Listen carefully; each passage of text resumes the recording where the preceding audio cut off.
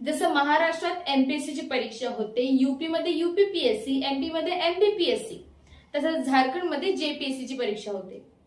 मग सरकारी नोकरीची स्वप्न पाहणारे हजारो विद्यार्थी आज रस्त्यावर का? तर झारखंडमध्ये 14वी जेपीएससी ची सिव्हिल सर्व्हिसेस प्रिलिमिनरी एक्झाम रद्द करण्याची विद्यार्थ्यांनी मागणी केली आहे।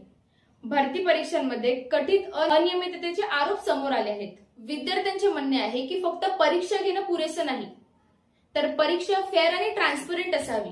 10 ऑगस्टला विद्यार्थ्यांनी रांची येथे विधानसभेत मोर्चा काढला। बॅरिकेड्स ओलांडण्याचा प्रयत्न केल्यामुळे टियर गॅस, वॉटर कॅनन आणि लाठीचार्जचा उपयोग करण्यात आला। या आंदोलनाच्या दरम्यान 9 दिवसांपासून उपोषणावर असलेल्या देवेंद्रनाथ महतो यांची प्रकृती बिघडल्याने यांना रुग्णालयात नेण्यात आले। 12 ऑगस्टला मुख्यमंत्री हेमंत सोरेन यांनी 14वी जेपीएससी ची परीक्षा रद्द करण्याची घोषणा केली आणि सरकारने टीडीपीएल परीक्षा एजन्सीची चौकशी करण्याचेही सांगितले। पण आग लागल्यानंतर विहिरी खोदून काय फायदा?